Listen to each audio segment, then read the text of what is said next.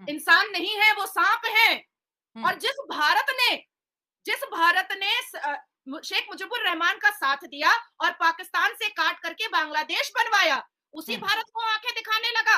Bangladesh army ये कहती थी कि साहब हमें धर्म जाति इन सब से कोई मतलब नहीं है, हम बांग्लादेश के लिए खड़े हैं। जिस हिसाब से बांग्लादेश से आरडीएक्स और बॉम्ब मंगवाना स्टार्ट किया, और जिस हिसाब से राइफल मंगवाना स्टार्ट किया, असलहा और बारूद मंगवाना स्टार्ट किया, उससे ये समझ में आ गया यूएन को भी और भारत के आदरणीय प्रधानमंत्री को भी कि इसकी दशा और दिशा दोनों नाकाबिले बर्दाश्त है। इवन जैसा पाकिस्तान एक जमाने से हिंदुओं पर करता आया है, सिखों पर करता आया है, और 23.3% माइनॉरिटीज हिंदुओं को खत्म करके पाकिस्तान ने 1% किया है, ठीक वैसे ही यहाँ पर हो रहा है।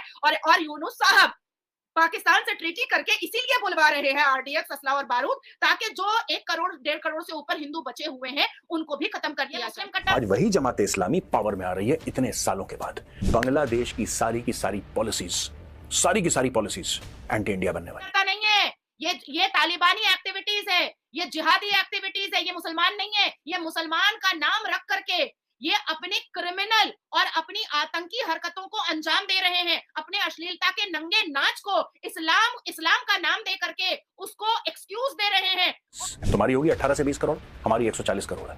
जिस दिन यहां से लोग वहां की तरफ जाना शुरू हो गए, शरिया वहीं पे अच्छा लगता है जहां पे तेल के दरिया बह रहे हो। डर था।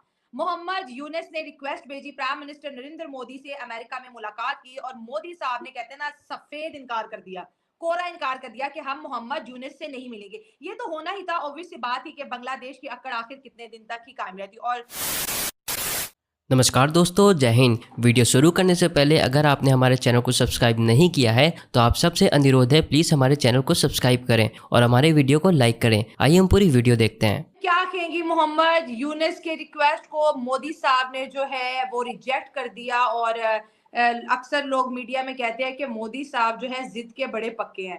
तो क्या ख्याल है आपका, क्यों रिजेक्ट किया होगा? क्या या बांग्लादेश की पनिशमेंट अभी मजीद बाकी है? आया इस्लामिक ऊंट सनातनी पहाड़ के नीचे, और ये होना ही था। हमने आटा चावल और पैसे बंद क्या करवा दिए कि बांग्लादेश की इंटरिम सरकार अपने आप हिल गई। हमारे आदरणीय प्रधानमंत्री ने आंखें निकाल करके और उंगली उठा करके चेतावनी क्या दी कि बांग्लादेश के यूनुस साहब का तख्ता जो है वो हिलता हुआ नजर आ गया। हमारे आदरणीय प्रधानमंत्री ने हिंदुओं को सुरक्षित रखने की जो बात कही थी और जिससे बांग्लादेश की इंटरिम सरकार पीछे हट रही थी, यूएन के टीम की जो पूरा काफिला ढाका और बांग्लादेश क्या पहुंच गया, और माइनॉरिटीज हिंदुओं पर होने वाले अत्याचार पर पूरा इन्वेस्टिगेशन क्या करने लगा कि बस इंटरिम सरकार का तख्ता जो है वो हिलता हुआ नजर आ गया।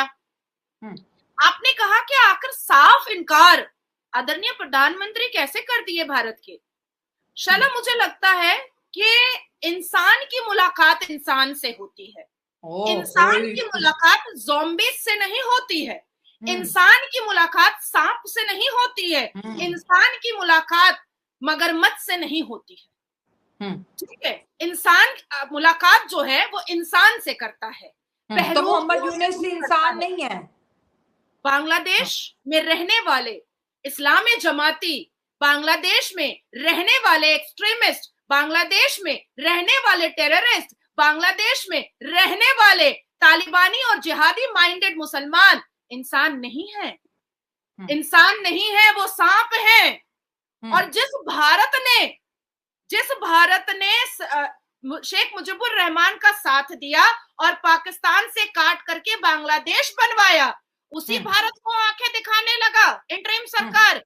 और बार बार आदरणीय प्रधानमंत्री के कहने पर उन्होंने बार बार कहा कि सरकार बना रहे हो, तुमको बधाई भी देता हूं और तुमको चेतावनी भी देता हूं कि हिंदुओं की सुरक्षा मेरे लिए सर्वोप्रिय है। बांग्लादेश में एक बार फिर से जमाते इस्लामी ने अपने पंजे गाड़ने शुरू कर दिए।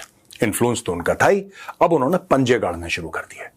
दोस्तों, एक बहुत अहम बात है, जहां तक सिविल सोसाइटी है, जहां तक वहां के इलेक्शंस होते हैं या फिर पॉलिटिकल पार्टीज हैं या फिर एजुकेशनल इंस्टीट्यूट्स हैं, उन सब में जमाते इस्लामी ने अपने पंजे गढ़ाए और अपने आप को ज्यादा इन्फ्लुएंशियल किया। लेकिन इससे भी बड़ी बात, जो एक बहुत पावरफुल इंस्टीट्यूशन है बांग्लादेश में, बांग्लादेश आर्मी। बांग्लादेश आर्मी के अंदर घुस गया जमाते इस्लामी। बांग्लादेश आर्मी एक जमाने में अपने आप को एक सेक्युलर आर्मी कहती थी। बांग्लादेश आर्मी ये कहती थी कि साहब हमें धर्म जाति इन सब से कोई मतलब नहीं है, हम बांग्लादेश के लिए खड़े हैं। लेकिन उसके बाद वही बांग्लादेश फौज में हुआ दोस्तों जो पाकिस्तान में जनरल जियाउल हक ने करा था। एक जमाने में लोग कहते हैं, अगर आप किसी भी पाकिस्तानी से पूछिए एक जमाने में जियाउल हक के आर्मी चीफ बनने से पहले, वो जनरल वो ब्रिटिश टाइम के थे साहब, ट्रेंड थे ब्रिटिश टाइम के। वही शाम को विस्की लेना, वही नाच गाना, अंग्रेजों का एक लाइफस्टाइल हुआ करता था। मैं ये नहीं कह रहा अंग्रेजों का लाइफस्टाइल सही है कि गलत है, मैं वो कमेंट नहीं कर रहा। मैं सिर्फ ये कह रहा हूं कि जियाउल हक के आने के बाद सब कुछ बदल गया पाकिस्तानी फौज में। मैं पाकिस्तानी फौज का एग्जाम्पल दे रहा हूं, निशाना मेरा बांग्लादेश फौज की ओर है। और आज मैं आपको समझाऊंगा कि यह पूरा गेम हुआ तो हुआ कैसे। अब दोस्तों, पाकिस्तानी फौज में सबसे पहले जब जियाउल हक आया तो कट्टर इस्लामिस्ट, कट्टर का भी कट्टर दोस्तों, कट्टर का भी कट्टर। और जियाउल हक ने सबसे पहले बोला कि सारे जो सारे अफसर हैं सब दाढ़ी बढ़ाएंगे। जिसकी दाढ़ी नहीं होगी, तकरीबन 4 इंच की दाढ़ी, उसको प्रमोशन नहीं मिलेगा। एक्चुअली ऐसा हुआ था। ऑफिस के बीच में छुट्टियां कि नमाज का वक्त हो गया, जाके चुपचाप काम बंद करो, नमाज पढ़ो। सारे शराब खाने बंद और खुले कोड़े सड़क पे लोगों को पड़ते थे। आज की तारीख में जो पाकिस्तानी छाती पीटते हैं और कहते हैं कि साहब हमें शरिया चाहिए, हम शरिया मांगता, हमें शरिया चाहिए, तो भाई जियाउल हक ने वही तो देने की कोशिश करी थी तुम्हें। आज तुम उसी जियाउल हक को गाली देते हो और तुम कहते हो कि जियाउल हक की वजह से टेररिज्म आया। तो ये सारी की सारी चीजें इंटरलिंक्ड हैं। शरिया का नाफिज होना, वहां पे मुजाहिदीन को पैसे देना, वहां पे ट्रेनिंग करना, टेररिज्म आना, एवरीथिंग इज इंटरलिंक्ड। अब बांग्लादेश में क्या हो गया दोस्तों, अब आप बोलेंगे मेजर साहब आप फिर पाकिस्तान चले गए। No, not at all. मैं आपको एग्जांपल दे रहा हूं, क्योंकि बांग्लादेश आर्मी और पाकिस्तानी आर्मी एक ही थी। 1971 में ये 2 हो गई, राइट। अब बांग्लादेश आर्मी के अंदर घुस गई जमाते इस्लामी। आज की तारीख में वहां पे भी आपको दाढ़ी वाले जनरल मिल जाएंगे। अब मुझे दाढ़ी से कोई प्रॉब्लम नहीं है।